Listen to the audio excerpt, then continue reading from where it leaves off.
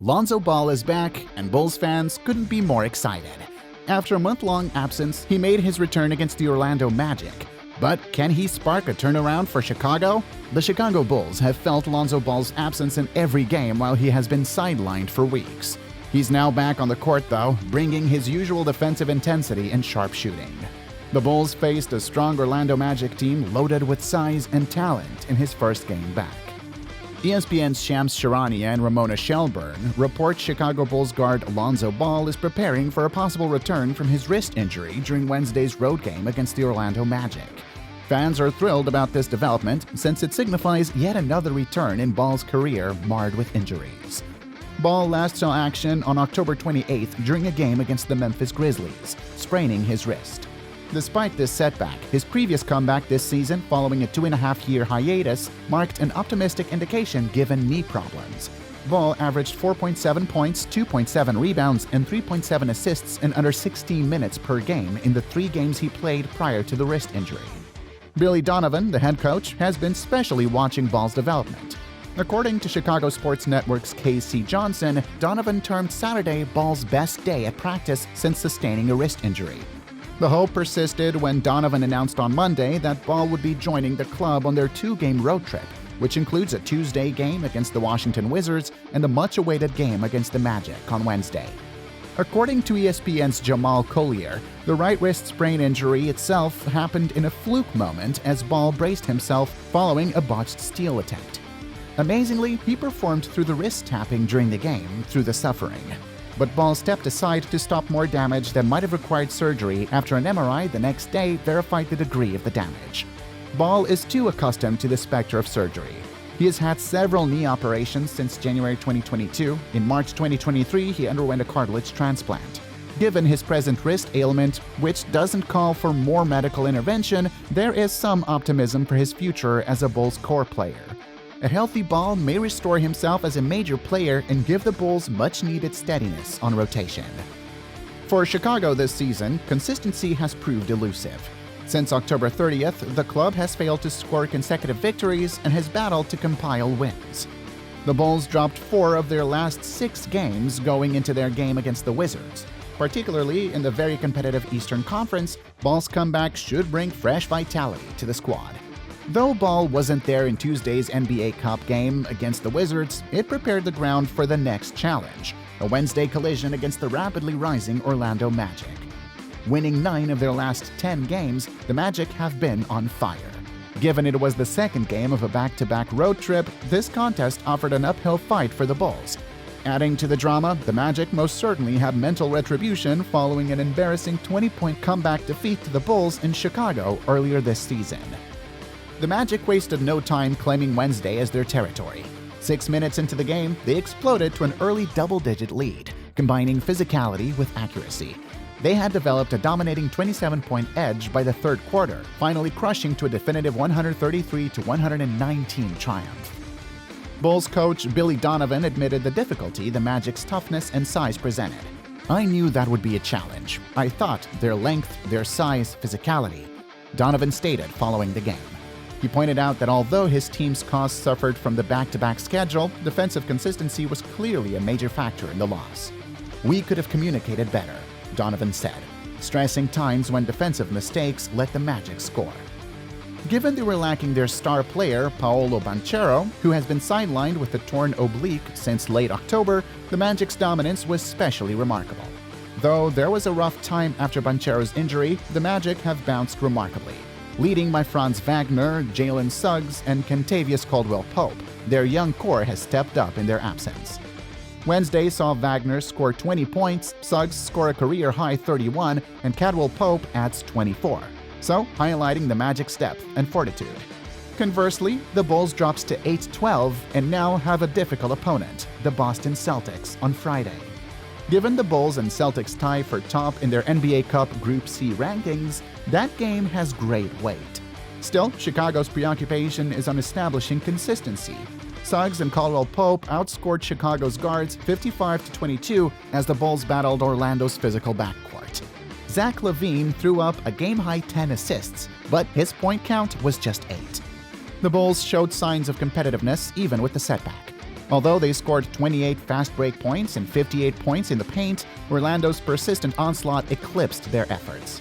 The Magic out-rebounded and out-muscled the Bulls, therefore casting little question on their supremacy. The Bulls were no match for Orlando's height, tenacity, and well-rounded play. But a courageous effort from Ayo Dosunmu, who led the club with 21 points, mostly from aggressive drives to the basket, and a solid contribution from Talon Horton-Tucker with 20 points off the bench. With the Bulls' aspirations already crushed like a defeated balloon, Horton-Tucker's late-game frenzy arrived too late to significantly impact.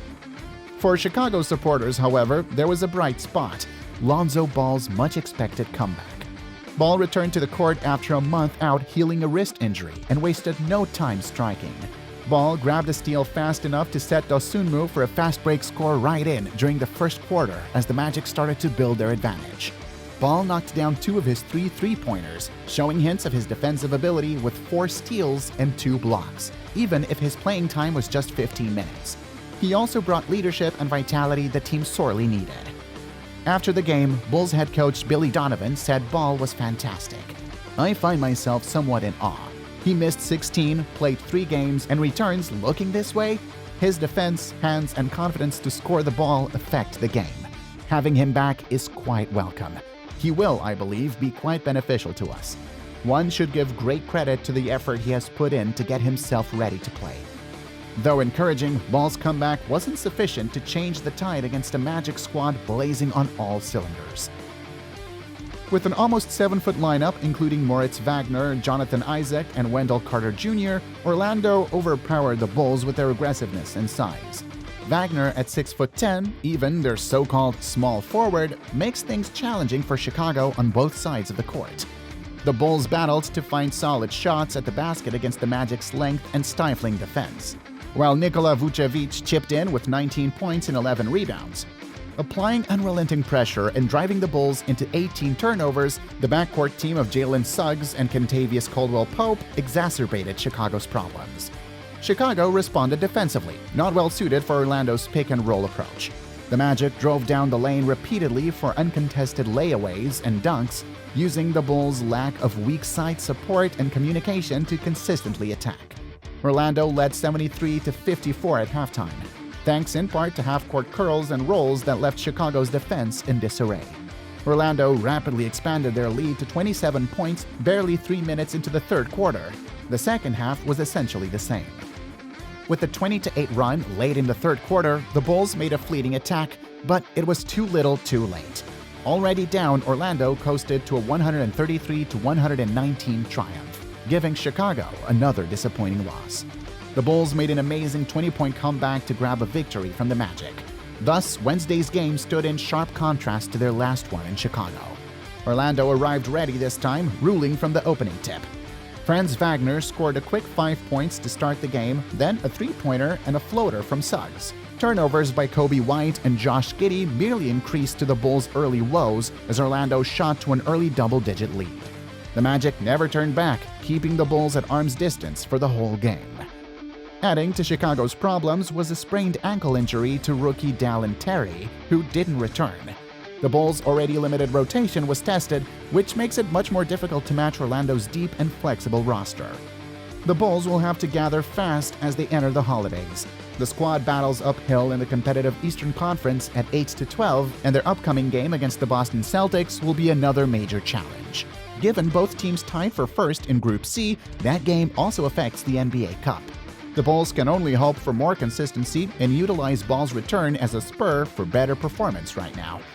Conversely, Orlando keeps confirming its status as one of the Eastern Conference's emerging leaders. The Magic has won 10 of their previous 11 games and sits at 13-7. Excellent for third in the league, even without standout forward Paolo Banchero. Under the direction of Franz Wagner and their formidable backcourt combo, the Magic presented the kind of team basketball that qualifies them as a real Eastern threat. Wednesday's game acted as a sobering reminder of the work ahead for the Bulls. Chicago has a lot to learn, whether it comes to correcting defensive deficiencies, enhancing ball security, or figuring out how to best apply the skills of their team. Ball back in the mix, though, gives at least some hope that brighter times are just around the corner. Lonzo Ball's return is a beacon of hope for the Chicago Bulls, but will it be enough to push the team to greater heights?